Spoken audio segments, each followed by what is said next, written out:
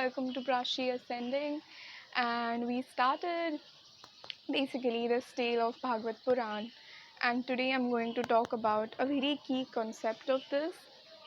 So, generally, what happens is the term devotion and love it gets mixed a lot if you have known about it. So, for devotion, what happens is basically you need just give me a moment.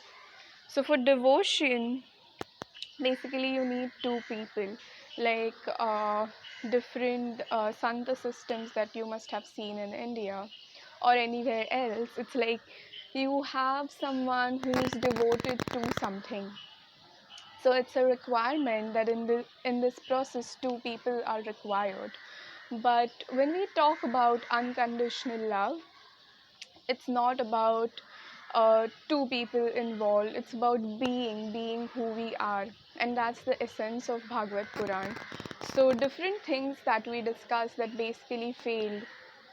So one of which was bhakti, devotion, and the question that the person A asked to the person B was, it's like, why did bhakti fail? Like, why did devotion fail? Is it not right that if I'm devoted to a certain deity, I'm devoted to a certain form, I'm doing like certain kind of practices every day and doing certain rituals, then am I not supposed to be destined for success? And if I don't receive what I want, like, do I not have the right to like plea or something? So devotion definitely also have different layers in which if you completely go to the surrender stage and completely go to the acceptance part of it, it could be like whatever comes to me, I'll take it. But that's also not operating from the form of unconditional love. That's like, oh, I really know like Krishna or Radhe or whoever you believe in. I believe in them completely, like 100%. I know whatever that they'll do for me will be for my best. So here I am, I'm like surrendering to them.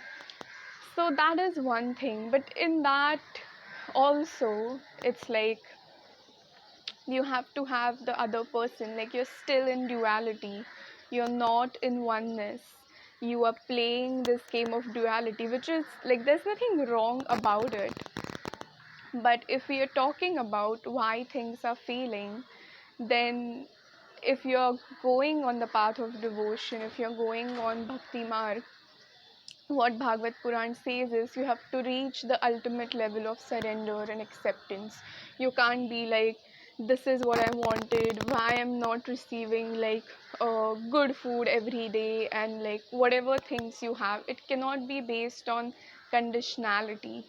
So all the three paths that we are going to see, which is going to be devotion, or it's going to be vairagya, like detachment, and then there is knowledge. So all these forms, they have certain rules. You have to follow certain practices, because in these forms you're still playing in duality, you're playing in the world of Maya. And when you agree to play in the world of Maya, you will have different flavors and different emotions, and there will be ups and downs. It's not going to be like this. That only happens when you know that you're one with the universe. So, like the Krishna and the devotee are same. When you reach that type of consciousness, that stems from unconditional love. So, when that happens, you're like, you've sort of mastered it, and we are going to see how Bhagvat Puran describes what is love, how do you like really enjoy the Maya and not let it affect you, and just like play in the Leela of RadheKrishna forever. So yes, for any person who is devoted to any god, any kind of practice, any ritual or any belief, and if you see that not working, if you are in the duality game, remember that you have to learn surrender and acceptance. Then only like that game will work for you. So every game has certain types of rules. So for bhakti marg or for devotion, like imagine you take a yoga challenge or a meditation challenge or something like that. then they give you certain rules and you have to follow it. You can't be like, I'm going to start today a little late because I was tired or busy. You cannot do that. There are certain rules. So for Bhakti Marg, you have to reach to the level of surrender and acceptance, and that might also take you a little while. But remember, that's where you have to reach for you to be completely carefree. Like, I know I'll be taken care of. Or what happens in the devotion, the path of devotion, is also a lot of your desires fall off, and you really enjoy that flavor. Or in Bhagvat Puran, as it is called, the rasa, you start enjoying the rasa of devotion. So you're all about spending time with your deity, you're spending time in your belief system, and that is the utmost happiness in your life. Apart from those things, like apart from those worshipping activities or rituals, or some people like believe in morning walks or something like that, that's what keeps them going and gives them positivity or thing like that. So those activities in itself give you so much of pleasure and so much of joy and amazing things, that what happens is you start to seek other worldly pleasures a little less and less. So ultimately the aim is, it will make you feel very peaceful and it will help you find the happiness within.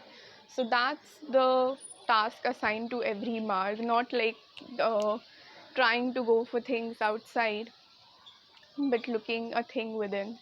So for devotion, you will be enjoying that juice and you'll love spending time in those activities. Second thing is, you'll have to surrender and you'll have to have acceptance, and see the moment from which you started any devotional practices, have your desire fallen off, then that's an indication that the bhakti marg is really working for you.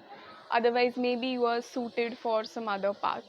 So that's all what I have about devotion. Tomorrow we are going to go on different paths, like detachment and the path of knowledge, and then slowly we'll start our worksheets on unconditional love.